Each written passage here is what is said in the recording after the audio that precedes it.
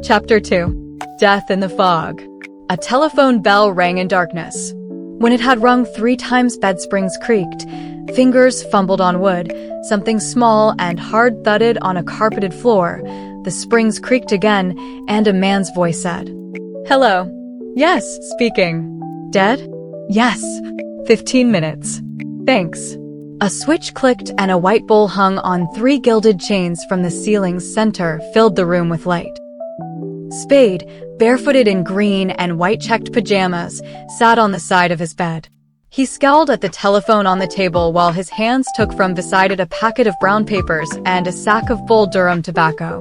Cold, steamy air blew in through 2 open windows, bringing with it half a dozen times a minute the Alcatraz foghorn's dull moaning. A tinny alarm clock, insecurely mounted on a corner of Duke's Celebrated Criminal Cases of America, face down on the table, held its hands at 5 minutes past 2.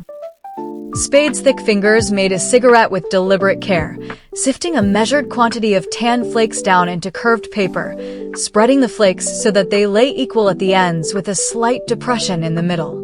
Thumbs rolling the paper's inner edge down and up under the outer edge as forefingers pressed it over, thumbs and fingers sliding to the paper cylinder's ends to hold it even while tongue licked the flap, left forefinger and thumb pinching their end while right forefinger and thumb smoothed the damp seam, right forefinger and thumb twisting their end and lifting the other to Spade's mouth.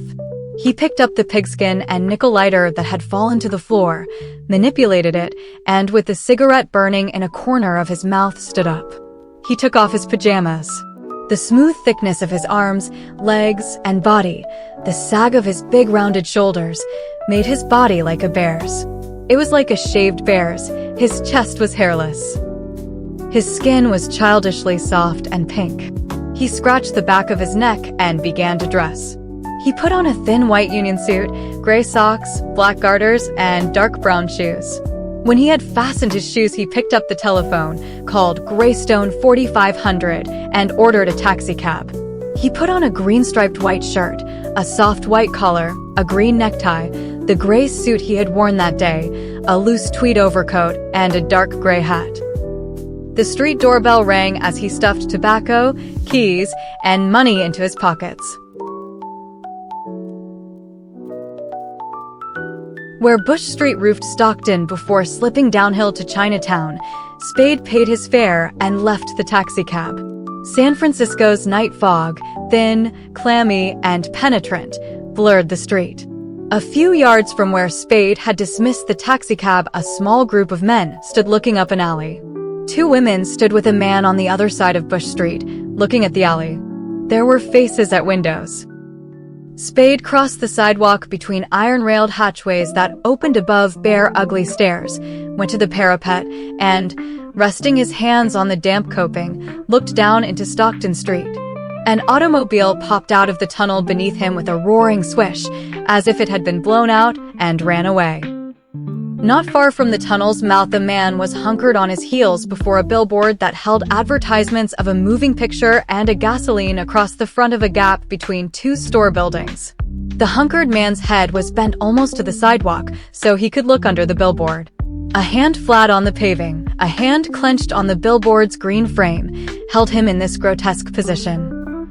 2 other men stood awkwardly together at one end of the billboard, peeping through the few inches of space between it and the building at that end. The building at the other end had a blank gray sidewall that looked down on the lot behind the billboard. Lights flickered on the sidewall and the shadows of men moving among lights. Spade turned from the parapet and walked up Bush Street to the alley where men were grouped. A uniformed policeman chewing gum under an enameled sign that said Burritt St. in white against dark blue put out an arm and asked, "What do you want here?" "I'm Sam Spade. Tom Paulhouse phoned me." "Sure you are." The policeman's arm went down. "I didn't know you at first." "Well, they're back there." He jerked a thumb over his shoulder. "Bad business." "Bad enough," Spade agreed, and went up the alley. Halfway up it, not far from the entrance, a dark ambulance stood. Behind the ambulance, to the left, the alley was bounded by a waist-high fence, horizontal strips of rough boarding. From the fence, dark ground fell away steeply to the billboard on Stockton Street below. A 10-foot length of the fence's top rail had been torn from a post at one end and hung dangling from the other. 15 feet down the slope, a flat boulder stuck out. In the notch between boulder and slope, Miles Archer lay on his back. 2 men stood over him. One of them held the beam of an electric torch on the dead man. Other men with lights moved up and down the slope. One of them hailed Spade, "Hello, Sam," and clambered up to the alley, his shadow running up the slope before him. He was a barrel-bellied tall man with shrewd small eyes, a thick mouth, and carelessly shaven dark jowls. His shoes, knees, hands, and chin were daubed with brown loam. "I figured you'd want to see it before we took him away," he said as he stepped over the broken fence.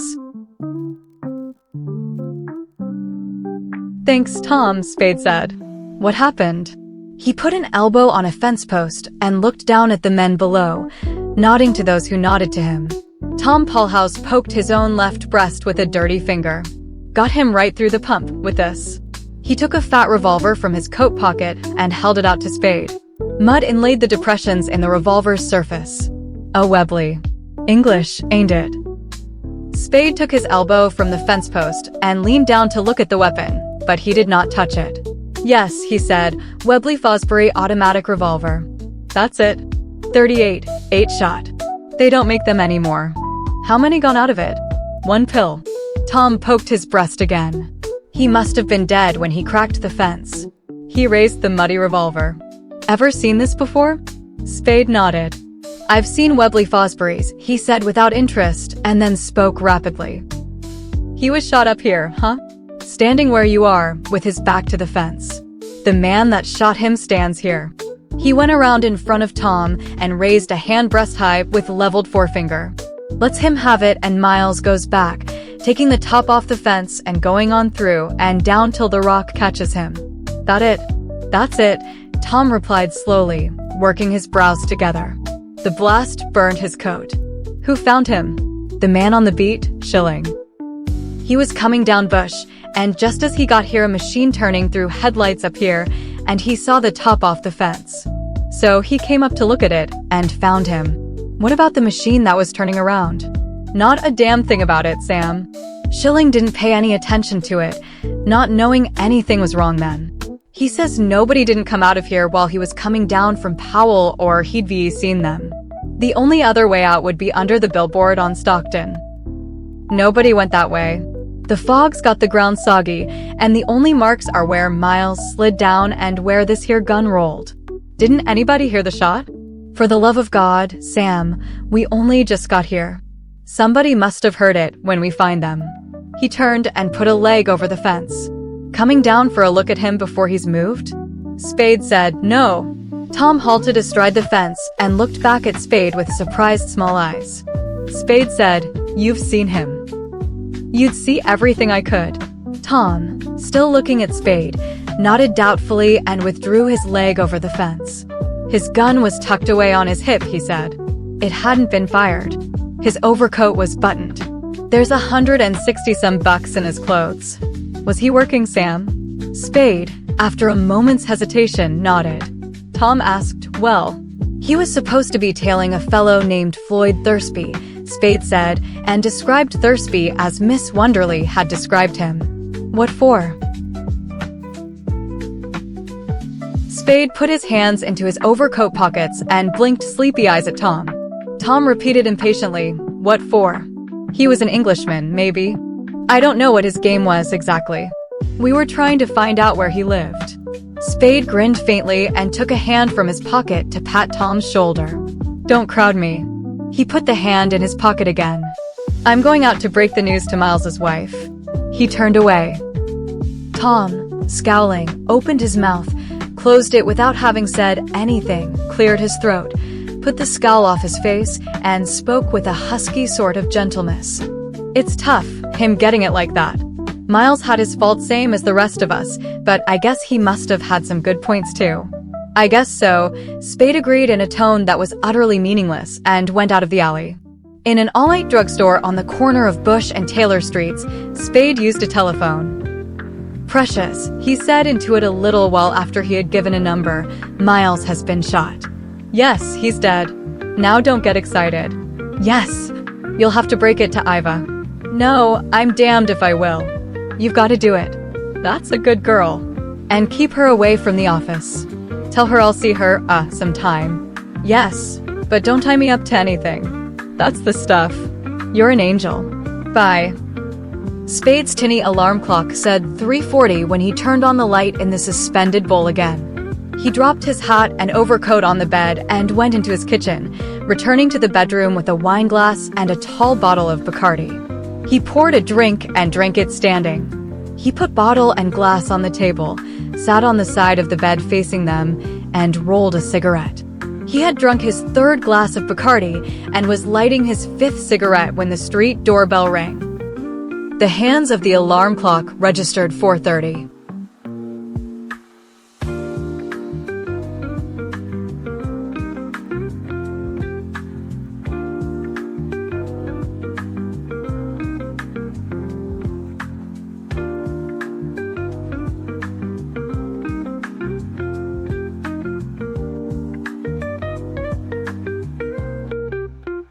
Spade sighed, rose from the bed, and went to the telephone box beside his bathroom door. He pressed the button that released the street door lock. He muttered, "Damn her," and stood scowling at the black telephone box, breathing irregularly while a dull flush grew in his cheeks. The grating and rattling of the elevator door opening and closing came from the corridor. Spade sighed again and moved towards the corridor door. Soft, heavy footsteps sounded on the carpeted floor outside, the footsteps of two men. Spade's face brightened. His eyes were no longer harassed. He opened the door quickly. "Hello, Tom," he said to the barrel-bellied tall detective with whom he had talked in Burrett Street, and "Hello, Lieutenant," to the man beside Tom. "Come in." They nodded together, neither saying anything, and came in. Spade shut the door and ushered them into his bedroom. Tom sat on an end of the sofa by the windows. The lieutenant sat on a chair beside the table. The lieutenant was a compactly built man with a round head under short-cut grizzled hair and a square face behind a short-cut grizzled mustache. A $5 gold piece was pinned to his necktie, and there was a small elaborate diamond-set secret society emblem on his lapel. Spade brought 2 wine glasses in from the kitchen, filled them and his own with Bacardi, gave one to each of his visitors, and sat down with his on the side of the bed. His face was placid and uncurious. He raised his glass and said, "Success to crime," and drank it down. Tom emptied his glass, set it on the floor beside his feet, and wiped his mouth with a muddy forefinger. He stared at the foot of the bed as if trying to remember something of which it vaguely reminded him. The lieutenant looked at his glass for a dozen seconds, took a very small sip of its contents, and put the glass on the table at his elbow. He examined the room with hard, deliberate eyes, and then looked at Tom. Tom moved uncomfortably on the sofa and, not looking up, asked, "Did you break the news to Miles's wife, Sam?" Spade said, "Uh-huh. How'd she take it?" Spade shook his head. "I don't know anything about women." Tom said softly, "The hell you don't." The lieutenant put his hands on his knees and leaned forward. His greenish eyes were fixed on Spade in a peculiarly rigid stare, as if their focus were a matter of mechanics, to be changed only by pulling a lever or pressing a button. "What kind of gun do you carry?" he asked. "None. I don't like them much. Of course there are some in the office." "I'd like to see one of them," the lieutenant said. "You don't happen to have one here?" "No." "You sure of that?" "Look around." Spade smiled and waved his empty glass a little. "Turn the dump upside down if you want. I won't squawk if you've got a search warrant." Tom protested. "Oh hell, Sam." Spade set his glass on the table and stood up facing the lieutenant. "What do you want, Dundee?" he asked in a voice hard and cold as his eyes. Lieutenant Dundee's eyes had moved to maintain their focus on Spade's. Only his eyes had moved. Tom shifted his weight on the sofa again, blew a deep breath out through his nose, and growled plaintively, "We're not wanting to make any trouble, Sam." Spade, ignoring Tom, said to Dundee, "Well, what do you want?" "Talk turkey." "Who in hell do you think you are, coming in here trying to rope me?" "All right," Dundee said in his chest, "sit down and listen." "I'll sit or stand as I damned please," said Spade, not moving. "For Christ's sake, be reasonable," Tom begged. "What's the use of us having a row? If you want to know why we didn't talk turkey, it's because when I asked you who this Thursby was, you as good as told me it was none of my business. You can't treat us that way, Sam. It ain't right and it won't get you anywheres. We got our work to do." Lieutenant Dundee jumped up, stood close to Spade, and thrust his square face up at the taller man's. "I've warned you your foot was going to slip one of these days," he said. Spade made a depreciative mouth, raising his eyebrows. "Everybody's foot slips sometime," he replied with derisive mildness. "And this is yours." Spade smiled and shook his head. "No, I'll do nicely, thank you." He stopped smiling. His upper lip, on the left side, twitched over his eye tooth. His eyes became narrow and sultry. His voice came out deep as the lieutenant's. "I don't like this. What are you sucking around for? Tell me or get out and let me go to bed." "Who's Thursby?" Dundee demanded. "I told Tom what I knew about him." "You told Tom damned little." "I knew damned little." "Why were you tailing him?" "I wasn't. Miles was. For the swell reason that we had a client who was paying good United States money to have him tailed." "Who's the client?" Placidity came back to Spade's face and voice. He said reprovingly, "You know I can't tell you that until I've talked it over with the client." "You'll tell it to me, or you'll tell it in court," Dundee said hotly. "This is murder, and don't you forget it." "Maybe. And here's something for you to not forget, sweetheart. I'll tell it or not as I damned please. It's a long while since I burst out crying because policemen didn't like me." Tom left the sofa and sat on the foot of the bed.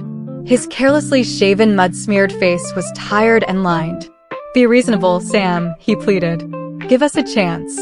How can we turn up anything on Miles's killing if you won't give us what you've got?" "You needn't get a headache over that," Spade told him. "I'll bury my dead." Lieutenant Dundee sat down and put his hands on his knees again.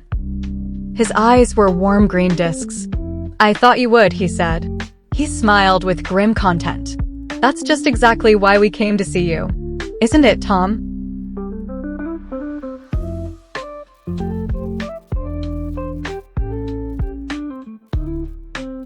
Tom groaned, but said nothing articulate.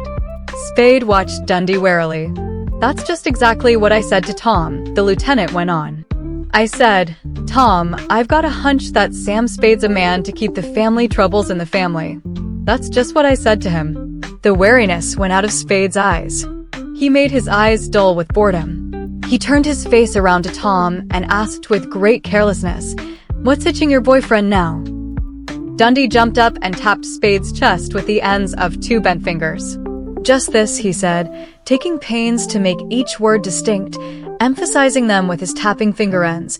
"Thursby was shot down in front of his hotel just 35 minutes after you left Burritt Street."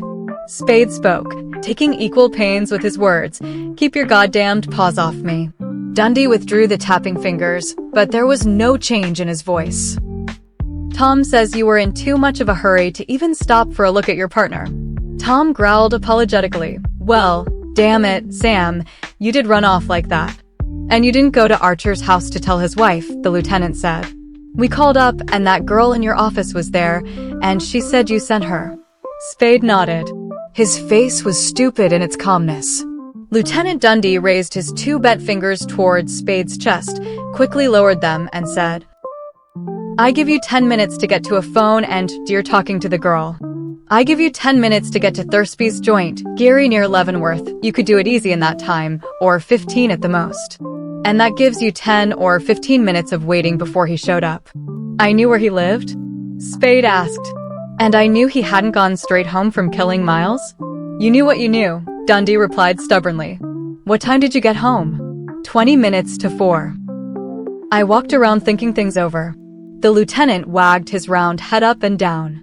"We knew you weren't home at 3:30. We tried to get you on the phone. Where'd you do your walking?" "Out Bush Street away and back." "Did you see anybody that?" "No, no witnesses," Spade said and laughed pleasantly. "Sit down, Dundee. You haven't finished your drink. Get your glass, Tom." Tom said, "No, thanks, Sam." Dundee sat down, but paid no attention to his glass of rum. Spade filled his own glass, drank, set the empty glass on the table, and returned to his bedside seat. "I know where I stand now," he said, looking with friendly eyes from one of the police detectives to the other. "I'm sorry I got up on my hind legs, but you birds coming in and trying to put the work on me made me nervous. Having Miles knocked off bothered me, and then you birds cracking Foxy. That's all right now, though, now that I know what you're up to." Tom said, "Forget it." The lieutenant said nothing. Spade asked, "Thursby die?" While the lieutenant hesitated, Tom said, "Yes."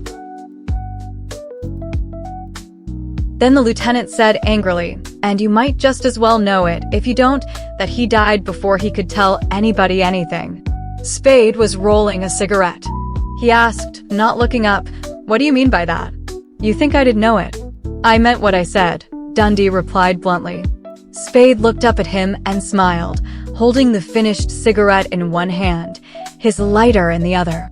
"You're not ready to pinch me yet, are you, Dundee?" he asked. Dundee looked with hard green eyes at Spade and did not answer him. "Then," said Spade, "there's no particular reason why I should give a damn what you think, is there, Dundee?" Tom said, Be reasonable, Sam." Spade put the cigarette in his mouth, set fire to it, and laughed smoke out. "I'll be reasonable, Tom," he promised. "How did I kill this Thursby?" "I've forgotten." Tom grunted disgust. Lieutenant Dundee said, "He was shot 4 times in the back, with a 44 or 45, from across the street, when he started to go in the hotel. Nobody saw it, but that's the way it figures. And he was wearing a Luger in a shoulder holster," Tom added. "It hadn't been fired." "What do the hotel people know about him?" Spade asked. "Nothing except that he'd been there a week." Alone. "What did you find on him? Or in his room?" Dundee drew his lips in and asked, "What did you think we'd find?" Spade made a careless circle with his limp cigarette. "Something to tell you who he was, what his story was." "Did you? We thought you could tell us that." Spade looked at the lieutenant with yellow-gray eyes that held an almost exaggerated amount of candor. "I've never seen Thursby, dead or alive." Lieutenant Dundee stood up looking dissatisfied. Tom rose yawning and stretching. "We've asked what we came to ask," Dundee said, frowning over eyes hard as green pebbles. He held his mustached upper lip tight to his teeth, letting his lower lip push the words out. "We've told you more than you've told us." "That's fair enough. You know me, Spade. If you did or you didn't, you'll get a square deal out of me, and most of the breaks. I don't know that I'd blame you a hell of a lot, but that wouldn't keep me from nailing you." "Fair enough," Spade replied evenly. "But I'd feel better about it if you'd drink your drink." Lieutenant Dundee turned to the table, picked up his glass, and slowly emptied it. Then he said, "Good night," and held out his hand. They shook hands ceremoniously. Tom and Spade shook hands ceremoniously. Spade let them out. Then he undressed, turned off the lights, and went to bed.